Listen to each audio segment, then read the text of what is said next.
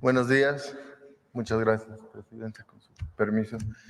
Como adelantaba la Presidenta, les queremos contar de la nueva ley en materia de telecomunicaciones y radiodifusión, qué es lo que regula, cuáles son los cambios más importantes de la nueva propuesta y algunas precisiones y unos datos sobre conectividad. Siguiente, por favor. ¿Qué es lo que les decía, no? Lo que regula la nueva ley, perdón si regresamos. El acceso a Internet en México, para que ustedes tengan una idea comparativa con otros países. ¿Qué cambia, qué contiene la nueva ley y algunas precisiones a la iniciativa? Siguiente, por favor. Ahora sí, siguiente. ¿Qué es lo que regula la ley? Básicamente, todo el ecosistema de telecomunicaciones. ¿Qué es telecomunicaciones? Cómo distintas cosas se conectan entre sí para transferir información. Entonces, por ejemplo, lo más conocido, satélites, antenas, torres. Entonces, de un satélite a una torre, de la torre a una computadora o a un celular, o bien puede ser también por cable, ¿no? Se hace un cableado, lo que conocemos como fibra óptica, puede ser de fibra óptica a una torre, de la torre a una antena, de la antena a un celular. De hecho, así es como nos conectamos y estamos conectados todos hoy aquí en nuestros celulares, ¿no? A una torre de celular que seguramente está conectada a un cable de fibra óptica, ¿no? Esto además no solo funciona para Internet, que es lo que usamos en los celulares, sino también para televisión abierta, televisión por cable y en el caso de radiodifusión, pues para radio, ¿no? Tanto AM como FM. Entonces, toda la ley justamente regula todo este ecosistema de datos y dispositivos. Siguiente. Otra forma de decirlo es que se regula el acceso y el uso de señales de comunicación.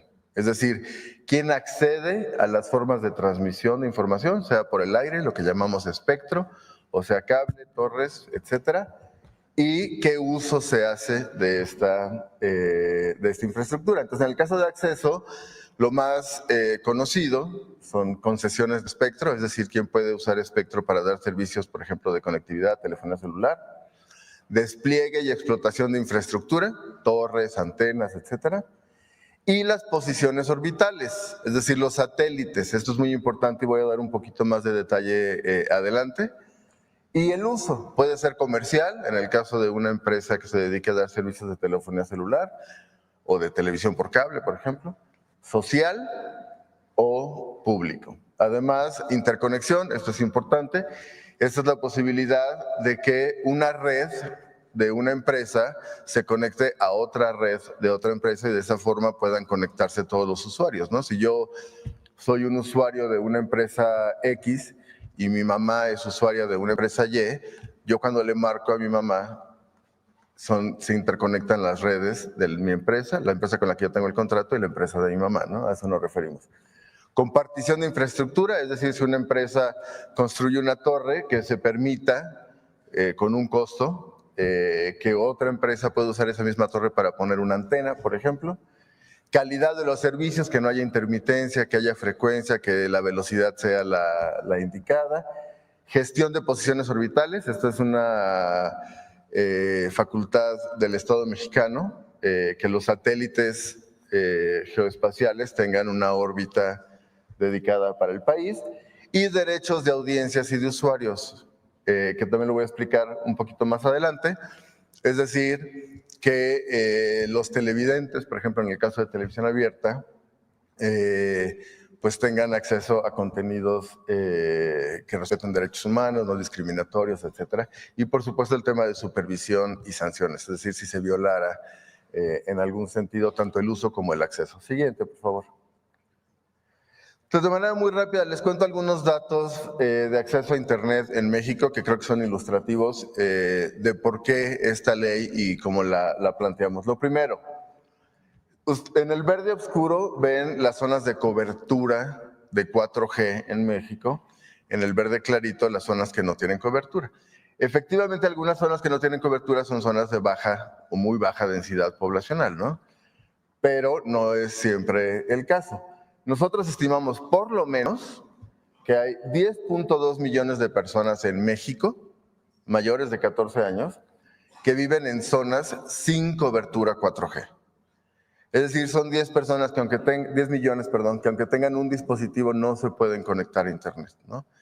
Y todo lo que eso implica, ¿no? Porque ustedes lo hemos dicho aquí, ¿no? El Internet es un derecho, pero además es un habilitador de derechos. Si uno tiene Internet, pues tiene la posibilidad de expresarse, acceso a educación, libre manifestación de ideas, etcétera, ¿no? Una persona que no tiene acceso a conectividad, pues es una persona que además no puede ejercer todos esos derechos de la manera oportuna y rápida que los demás, ¿no? Y estimamos en al menos 4.4 millones el número de personas que viven en zonas que sí tienen cobertura, pero que no tienen de su bolsillo el recurso para poder adquirir datos. Entonces, esto para nosotros son personas también sin cobertura, ¿no? Porque aunque vivan en una zona en donde hay señal de celular o del servicio que sea, pues si no pueden pagar de su bolsillo el servicio, pues no tienen acceso a estos datos. Entonces, estamos hablando de por lo menos 15 millones de mexicanas y mexicanos. Siguiente, por favor. Y este es un comparativo que nos parece útil.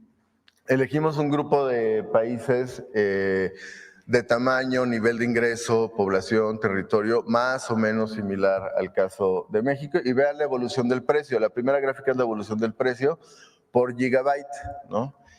Esto es en dólares, la fuente es la Unión Internacional de Telecomunicaciones. Estos no son datos nuestros, son datos de la organización internacional que ve todo el tema de telecomunicaciones. Y si ustedes ven en este grupo de países, hay una caída en el precio de datos en México, pero hacia el final del periodo, pues México tiene entre este grupo de países el precio más alto por gigabyte, que está en 5.22 dólares, ¿no? Está en dólares para hacer la comparación. Seguido de Sudáfrica, por ejemplo, con 4.18, pero hay países como Egipto, aunque Egipto tiene una densidad urbana muy alta, ¿no? La inmensa mayoría de su población vive en 3 ciudades. El costo es 0.52, es una diferencia notable, pero lo importante es la diferencia en la tendencia, ¿no? Nosotros nos estacionamos y no ha habido realmente una caída en el precio. Ha habido un incremento en la penetración, el porcentaje de hogares con Internet, en el caso de México, pero ha sido un poco más lenta que en otros países. De hecho, si ven la comparación, pues todos los países que están ahí, con excepción de Colombia, nos rebasaron en términos del porcentaje de hogares que tienen Internet, que en el caso de Colombia es 59% y en el caso de México es 68.5%. Siguiente, por favor. Ahora, hubo un esfuerzo importantísimo en la administración anterior, bajo la presidencia del presidente Andrés Manuel López Obrador, vía CFE, TIT, de instalar muchísima infraestructura, antenas, cables, fibra de gobierno para dar conectividad a zonas sin conectividad. Fíjense ustedes el dato. De 2018 a 2024 pasaron de 13,000 a 141,000 localidades conectadas.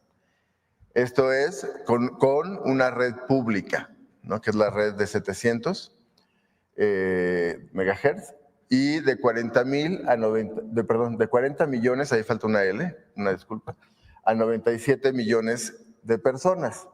Esto permitió que, por ejemplo, el año pasado se lanzara un programa que se llama Conectividad para el Bienestar, que entregó 2.9 millones de tarjetas SIMs para celulares, con un servicio gratuito para 2.9 millones de dispositivos de personas, con 5 gigas mensuales y 1,500 minutos. Esto es para conectar justamente a personas que viven en zonas con cobertura, pero que no tenían medios económicos para solventarlo, ¿no?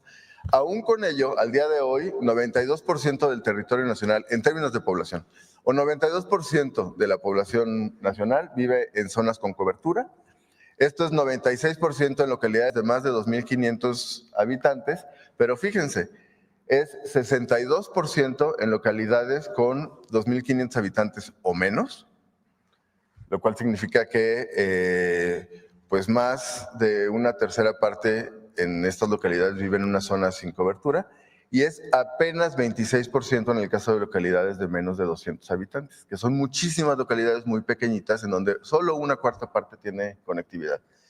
Y en donde hay conectividad, el gasto en el promedio nacional es de 721 pesos, pero en el caso del 10% más pobre, de los hogares más pobres del país, se gastan 247 pesos, que representan casi el 6% del total de su gasto.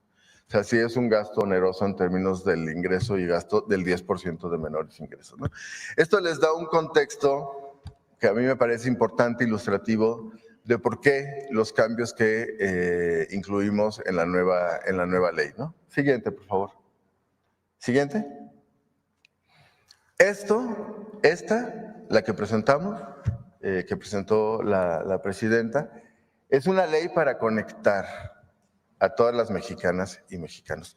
Gradualmente, con medios públicos, las empresas privadas, pero que proporciona, nosotros creemos, el marco normativo que justamente va a permitir llegar a una meta de conectividad en donde el acceso a Internet pues, no excluya a los 15 millones que les mencionaba. Lo primero, espectro para uso público. Esto quiere decir espectro que pueda usar una autoridad de gobierno, centralmente CFE, que ha consolidado CFE Internet, CFE TIT, CFE Telecomunicaciones, Internet gratuito, como el programa social que adelantaba, oficinas gubernamentales, ¿no? Que en lugar de tener un contrato puedan acceder a Internet vía este espectro, y sitios públicos, ¿no? Como los que instalamos en la Ciudad de México cuando la presidenta era jefa de gobierno.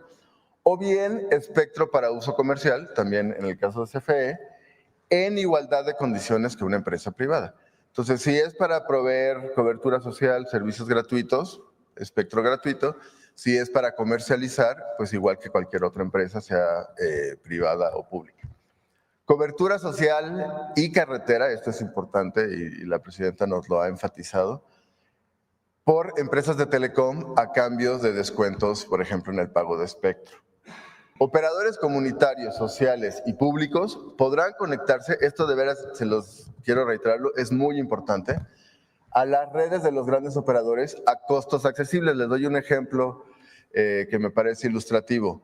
Hay algunas en la Sierra Mixteca, sobre todo, no solo, ¿no? Pero quizás son los casos más conocidos de Oaxaca. Hay algunas redes locales en municipios, localidades, que sirven para que los habitantes tengan algunos servicios de conectividad o bien de telefonía local, ¿no? Que puedan hablar dentro del mismo espacio. Si esta red, usando esta red, quisieran usarla, por ejemplo, para hablar con su hermano que quizá vive en Estados Unidos o en la Ciudad de México, donde sea, es imposible si no existe esta interconexión. Y para estas redes comunitarias a veces es imposible porque los costos de interconexión son muy altos.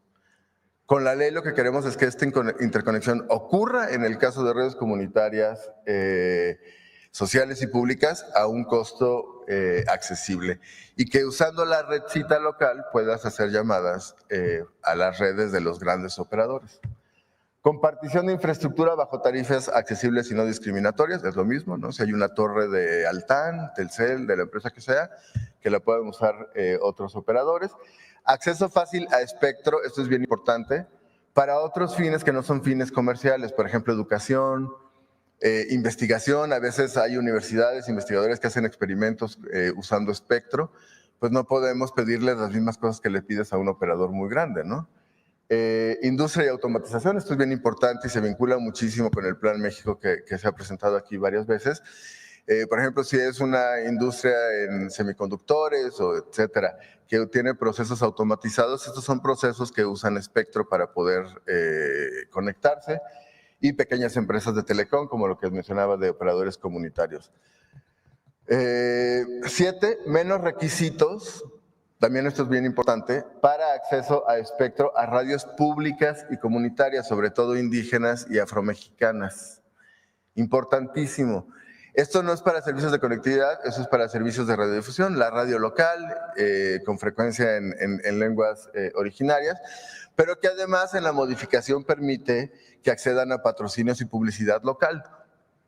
Es decir, perdón, si me pasan la botellita de agua, perdónenme.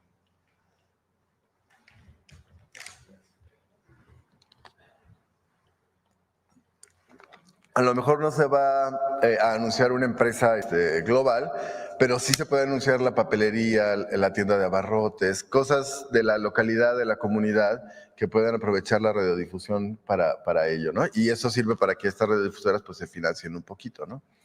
Y, por supuesto, simplificación y homologación, que bueno, a eso, entre otras cosas, nos dedicamos en la agencia, para trámites de despliegue y infraestructura, ¿no? No puede ser complicado si queremos conectar a todos los mexicanos y mexicanos, poner trabas burocráticas para que se despliegue infraestructura, cumpliendo todas las normas que haya que cumplir, ¿no? Entonces, digamos, el mensaje que yo espero haber sido exitoso comunicando es, esta es una ley para conectar a mexicanas y mexicanos. A los 15 millones, por lo menos, que hoy no tienen acceso a datos y que, por tanto, no pueden ejercer su derecho a Internet y todos los derechos derivados de acceder a Internet. Siguiente, por favor. Otros cambios importantes, me voy más rápido. Derechos de audiencias. Estos son derechos que se adquirieron en 2014, luego se eliminaron en una reforma del 2017, de una reforma que ustedes conocen, y luego la Corte Suprema declaró declaró inconstitucional la reforma del 17, códigos de ética y de defensorías de audiencias, y esto permite, por supuesto, que las organizaciones de audiencias puedan defender derechos de audiencias. Segundo, derechos de usuarios, muy importante. Yo no tengo por qué tener un dispositivo, un celular, que está amarrado a un solo proveedor de telecomunicaciones. Yo tengo el derecho de acceder a un dispositivo que está abierto, que le puedo poner la tarjeta, el chip, la SIM de cualquier empresa y va a funcionar.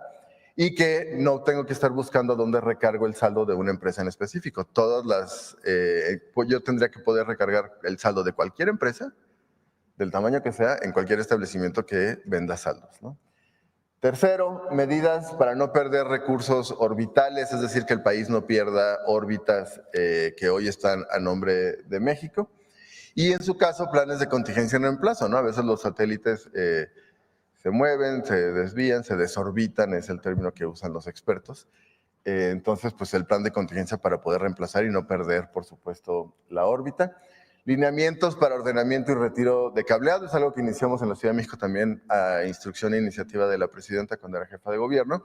Gradualmente, de manera ordenada, sin que implique grandes erogaciones, pero que sí es importante tener lineamientos básicos para bajar cables en desuso, por ejemplo, eso es muy común en la ciudad, ¿no? Que tú ves un poste con una maraña de cables y resulta que 80% de esos cables ni siquiera tienen un uso, ¿no? Bloqueo de señales en centros penitenciarios a cargo de las empresas de telecom. Esto es, por supuesto, para evitar mal uso de telefonía celular y llamadas al exterior, por ejemplo, casos de extorsión, ¿no? Siguiente, por favor.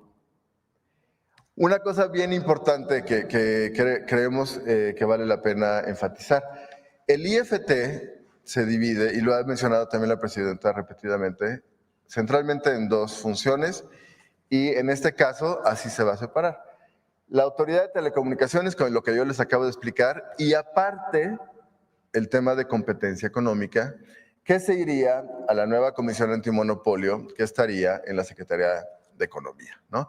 Entonces, no es una iniciativa de ley que concentre más atribuciones en un solo lugar, de hecho, al contrario, ¿no? Separa las dos atribuciones, cobertura para el regulador de telecomunicaciones y competencia para la Comisión Antimonopolio, que además esperamos, por supuesto, tenga un efecto en una caída de precio de servicios que no se ha observado en los años recientes, como los mostré en la gráfica, ¿no? Siguiente, por favor. Y ya con esto termino. Algunas precisiones a la iniciativa que es importante señalar, que la presidenta ya ha adelantado algunas. Siguiente.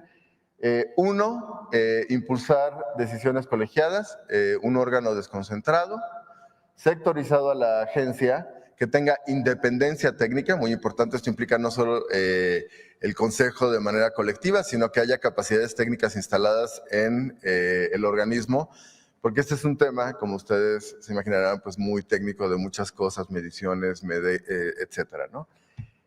Con 5 consejeros propuestos por el Ejecutivo, la presidenta, y ratificados por el Senado. Segundo, la aclaración que ya hice, pero que vale la pena enfatizar, de espectro para el gobierno, en específico CFE, ¿no? Gratuito para temas de cobertura social, en igualdad de condiciones para temas comerciales. Tercero, el artículo 109 que causó cierto malentendido, polémica. Esto era un artículo pensado para acompañar un artículo que ya existe hoy en la ley del IVA, que es el 18H, para plataformas de venta de bienes. Pero bueno, para que no haya ningún espacio de duda, y como lo mencionó la presidenta, aquí no hay censura. Al contrario, ¿no? Una ley que promueve conectividad, que promueve que más personas se puedan usar datos y manifestar sus ideas y usar redes sociales, es una ley que claramente va en el sentido contrario. Entonces, pero para que no haya ningún espacio de duda, malentendido, se elimina y se queda, como también ya lo había anunciado la presidenta, la imposibilidad de transmitir propaganda de gobiernos extranjeros, excepto, por supuesto, temas turísticos, culturales y deportivos. Por ejemplo, ahora que viene la Copa del Mundo, que vamos a compartir sedes con nuestros dos vecinos del norte, ¿no? Entonces, eso sería. Espero haber disipado algunas dudas. Por supuesto, abierto a sus preguntas. Y muchas gracias, presidenta, por todo. Vamos a seguir las reglas de la mañanera. Bueno, vamos primero, a ver por acá. Gracias. Buenos días, presidenta. Jennifer Barba, de México Comunica.